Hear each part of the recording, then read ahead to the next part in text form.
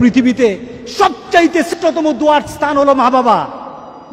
ওই মা বাবা যদি হাত পাতে আরশ পর্যন্ত পৌঁছে যায়, ওই মা বাবা যদি বদদুয়া করে, পৃথিবীর সব তীর সব টার্গেট মিস হতে পারে, কিন্তু মা বাবার বদদুয়া কখনো মিস হয় না, কখনো মিস হয় না।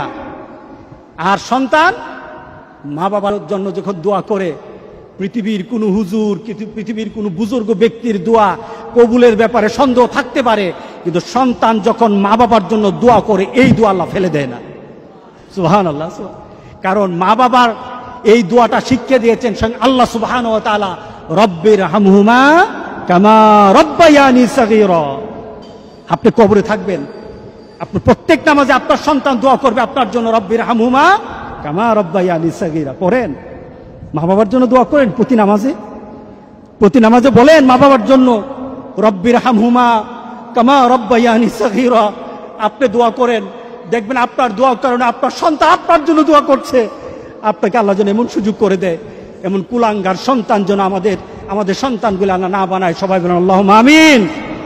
আপনার দালান, আপনার বাড়ি, আপনার সম্পদ, আপনার ব্যবসা, আপনার পৃথিবীর প্রতিপত্তি যত কিছু আছে, সব আপনি দুনিয়াতে ফেলেই চলে যেতে হবে, কিন্তু সন্তান কিন্তু আপনাকে ছেড়ে দিবে না। সন্তান আপনাকে ছেড়ে দিবে না। ভালো সন্তান রেখে যাবেন, কবরে শুয়ে শুয়ে আপনার সন্তানের দোয়া পাবেন। খারাপ সন্তান রেখে যাবেন, কবরে বিপদ বিপদ বিপদ চলতেই থাকবে। আল্লাহ আমাদের সবাইকে হেফাজত করুক। আমিন বলি, আমিন বলি।